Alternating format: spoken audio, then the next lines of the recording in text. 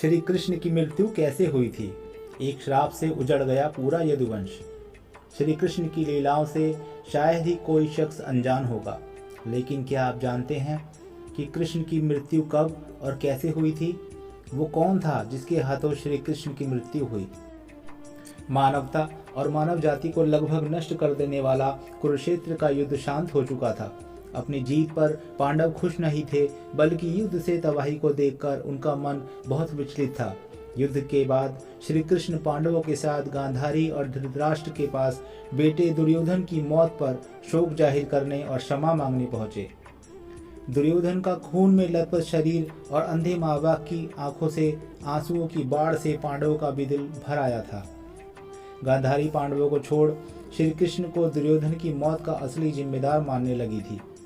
गांधारी ने श्री कृष्ण पर चीखते हुए कहा, आप द्वारकाधीश हैं, जिनकी पूजा मैंने खुद विष्णु अवतार मानकर की। क्या आप अपने किए पर जरा भी शर्मिंदा हैं? आप चाहते तो अपनी दिव्य शक्तियों से इस युद्ध को टाल सकते थे। बेटे की मौत पर आंसू बहाने वाली एक माँ का दुख तुम खुद अपनी माँ देवकी से जाकर पूछो, जिसने अपने 7 बच्चों को अपनी आंखों के आगे मरते देखा है। इसके बाद गांधारी ने श्री कृष्ण को श्राप देते हुए कहा, यदि विष्णु के प्रति मेरी आस्था सच्ची रही है तो आज से ठीक 36 वर्ष के बाद तुम भी इस धरती पर जीवित नहीं रहोगे। द्वारका तबाह हो जाएगा और यादव वंश का हर इंसान एक दूसरे के खून का प्यासा हो जाएगा। ये कहकर गांधारी श्री कृष्ण के चरणों में गिर गई और रोने लगी।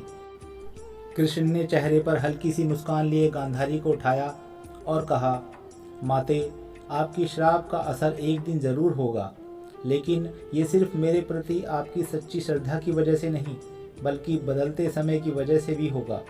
कहते हैं कि गांधारी का यही श्राप यादव वंश के विनाश और भगवान श्री कृष्ण की मृत्यु का कारण बना। कई साल बीतने के बाद श्री कृष्ण के पुत्र सांबा गर्भवती स्त्री का वेश धारण कर ऋषि मुनियों से मिलने गए।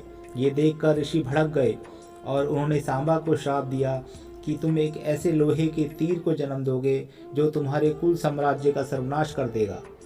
सांबा बहुत डर गए और उन्होंने इस पूरी घटना के बारे में उग्रसेन को बताया। सांबा को इस श्राप से बचाने के लिए उग्रसेन ने कहा कि वो एक तीर का चूर्ण बनाकर उसे प्रभास नदी में प्रवाहित कर दे। ऐसा करने से वो श्राप मुक्त हो जाएगा। जिस इलाके में इस चूर्ण को जमा किया गया था वहाँ एक खास प्रकार की घास उगाई। ये देखकर उग्रसेन ने कहा कि यादव राज्य में किसी भी प्रकार के नशीले पदार्थों का उत्पादन और वितरण नहीं किया जाएगा। इसके बाद द्वारका में कुछ बेहद अशुभ संकेत देखे गए, जिसमें सुदर्शन चक्र, श्री कृष्ण का शंख, उनका रथ और बलराम के हल का अदृश्य हो जाना शामिल है। द्वारका में अपराध और पाप बढ़ने लगे थे। ये देख श्री कृष्ण परेशान हुए और उन्होंने अपनी प्रजा से प्रभास नदी के तट पर जाकर पापों का प्रायश्चित करने का आग्रह किया। द्वारकावासी वहां जाकर मदिरा के नशे में चूर एक दूसरे से लड़ने लगे। गांधारी के श्राप के अनुसार यादव वंश के सभी लोग आपस में लड़कर मर गए। इस घटना के कुछ समय बाद श्री कृष्ण एक पेड़ के नीचे योग समाधि ले रहे थे। इसी दौरान जरा नाम का एक शिकारी वहां हिरण की तलाश में आ गया। जरा ने कृष्ण के हिलते हुए पैरों को हिरण समझा और तीर चला दिया। इसके बाद शिकारी श्री कृष्ण के पास पहुंचा और उनसे अपनी गलती के लिए क्षमा मांगने लगा। तब श्री कृष्ण ने उसे सांत्वना दी और बताया कि कैसे उनकी मृत्यु निश्चित थी। श्री कृष्ण ने कहा, त्रेता युग में लोग मुझे राम के नाम से जानते थे। राम ने सुग्रीव के बड़े भाई बाली का छिप कर वध किया था। अपने पिछले जन्म की सजा उन्हें इस जन्म में मिली है। दरअसल जरा ही पिछले जन्म में बाली था। यह कहकर श्री कृष्ण ने अपना शरीर त्याग दिया।